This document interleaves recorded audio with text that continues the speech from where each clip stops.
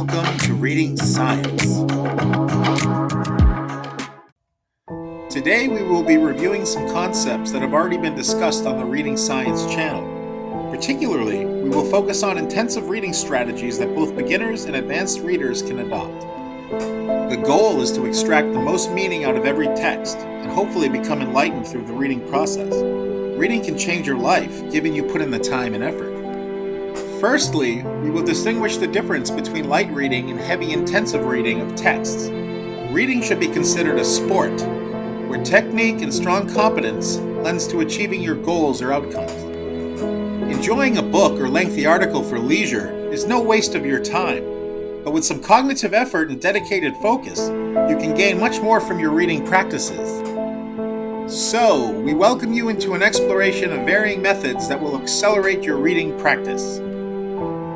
It's important to note that texts usually contain interconnected ideas and concepts that build off one another, and to truly understand these connections requires attention to finer detail. Approaching a text with a slow, focused, and sustainable pace is adequate to unravel all the intricacies, as speed reading is not necessarily a required facet of reading, despite all the hype. Making inferences or extracting insights and ideas requires your full attention, while avoiding distractions that can hinder your concentration. Relating the information that you extract to your own personal knowledge is a process known as synthesis. This means one will incorporate data into a framework that is already established within your memory. Making unique connections to your own ideas and thoughts is an impressive feat, as this implies you are already on a solid trajectory to deep comprehension. Once the material or text is fully conceptualized and understood at its elementary level, the brain can continue to elicit information from the text and uncover more connections and details through repeated readings of the same text. This is known as iterative reading. Essentially, this practice entails one to revise their understanding through multiple readings, uncovering the dynamic nature and robust quantity of information that are infused throughout a reading.